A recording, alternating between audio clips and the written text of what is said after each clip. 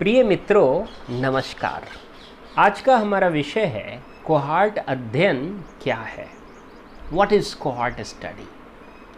दोस्तों, हमने अपनी पिछली वीडियो में आपसे बताया था कि लॉन्गिट्यूडिनल रिसर्च यानी कि अनुदैर्घ्य शोध के 3 प्रकार होते हैं: ट्रेंड स्टडी, कोहॉर्ट स्टडी और पैनल स्टडी। तो कोहॉर्ट स्टडी लॉन्गिट्यूडिनल रिसर्च का ही एक अभिन्न अंग है, एक प्रकार है। मैंने पिछली वीडियो में ट्रेंड स्टडी की चर्चा बहुत ही व्यापक तरीके से करने का प्रयास किया था। आज मैं प्रयास करूंगा कि कोहॉर्ट स्टडी क्या होता है, इसके संदर्भ में आपको रूबरू कराऊं। मित्रों, रोमन में कोहॉर्ट का अर्थ होता है सैनिक दल का 10वां हिस्सा, लेकिन शोध में कोहॉर्ट का अर्थ एक ऐसा समूह है जो आपस में किसी खास कारण से अंतरंगता के साथ जुड़े हुए हैं। There is an intimate relation among the group people because of some cause। जैसे मास कम्युनिकेशन करने वाले विद्यार्थी रोजगार के लिए प्रयास करते हैं, तो हम ये अध्ययन करना चाहते हैं कि मास कम्युनिकेशन के जो विद्यार्थी हैं उनको रोजगार प्राप्ति में कम्युनिकेशन स्किल्स कितनी भूमिका निभाती है, यानी कि संचार दक्षता की रोजगार प्राप्ति में भूमिका का अध्ययन करना।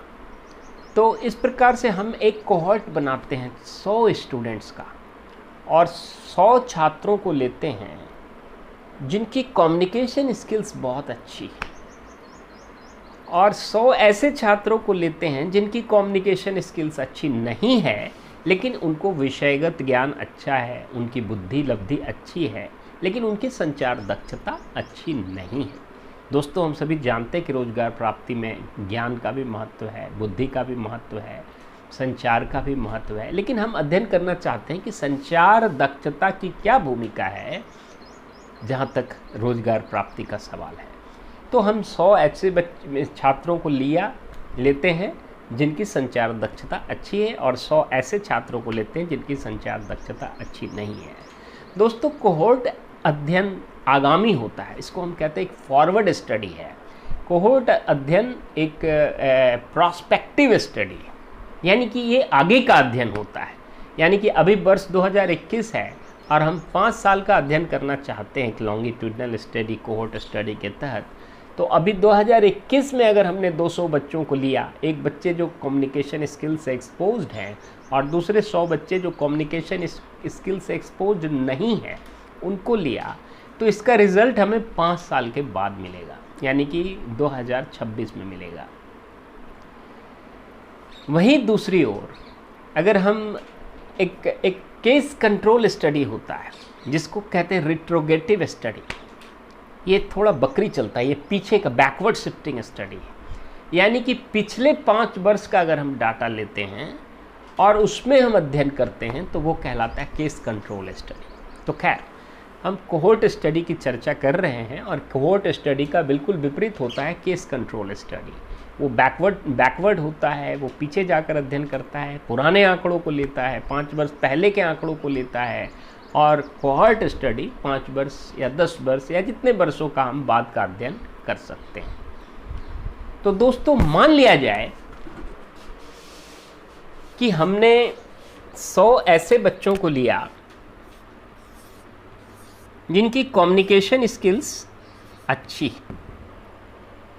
इनको हम एक्सपोज्ड ग्रुप कहते हैं, ये एक्सपोज्ड हैं, और 100 ऐसे बच्चों को लिया जिनकी कम्युनिकेशन स्किल्स अच्छी नहीं है, और ये जो है नॉन एक्सपोज्ड ग्रुप हैं। अब 100 बच्चों में हमने अभी 2021 में इनका अध्ययन किया, तो ये 2026 में 90 बच्चे जिनकी कम्युनिकेशन स्किल्स अच्छी है उनको नौकरी लग जाती है। और 10 बच्चे ऐसे हैं जिनकी कम्युनिकेशन स्किल्स अच्छी नहीं है, लेकिन बाकी अन्य कई फैक्टर्स के कारण उनको भी नौकरी लग जाती है। तो यहाँ पर हम एक फॉर्मूला यूज़ करते हैं, इसको हम कहते हैं रिलेटिव फैक्टर।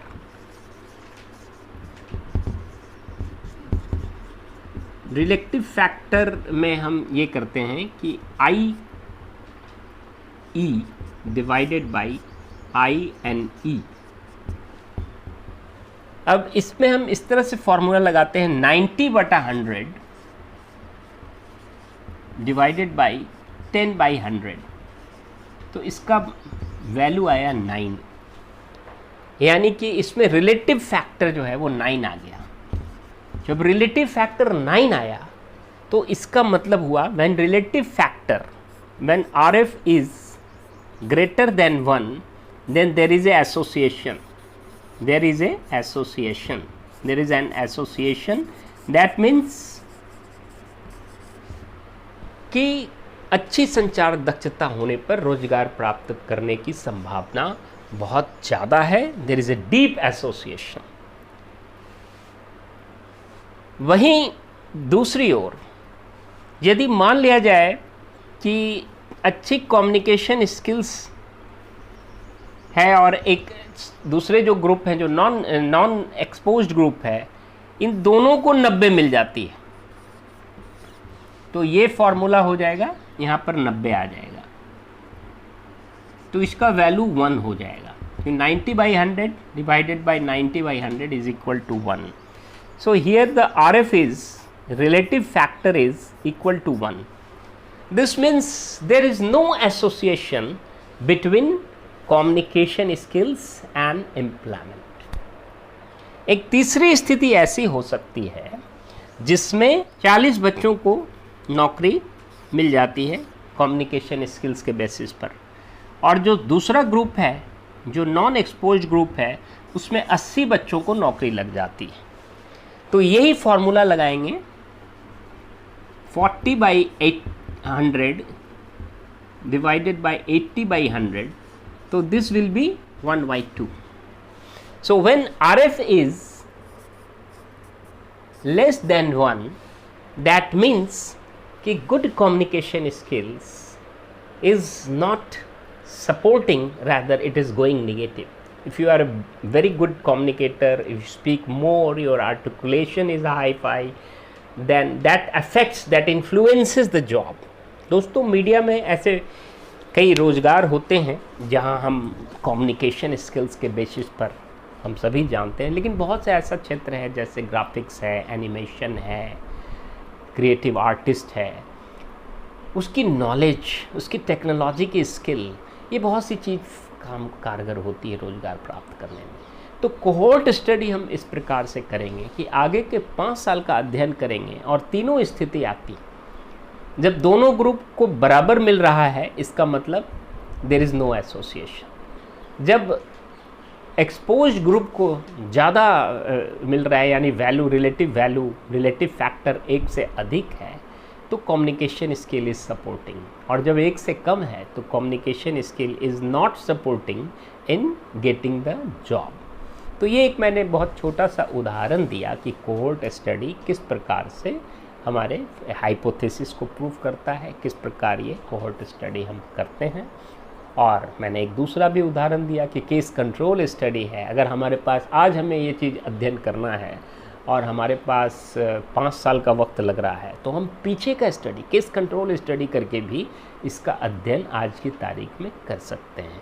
तो दोस्तों, मैंने बहुत संक्षेप में आपको कोहोर्ट स्टडी के बारे में बताने का प्रयास किया। यदि आपके मन में कोई प्रश्न हो, कोई आशंका हो, किसी प्रकार का कोई विरोधाभास हो, कोई टिप्पणी करना चाहते हैं, तो आप बेहिचक निसंकोच हमारे कमेंट बॉक्स में अपना प्रश्न कर सकते हैं, अपने विचार रख सकते हैं, अपनी टिप्पणी कर सकते हैं।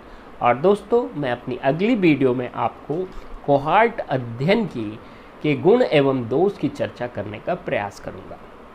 सो we will discuss about advantages and disadvantages of cohort study। तब तक के लिए इजाज़त, धन्यवाद और नमस्कार।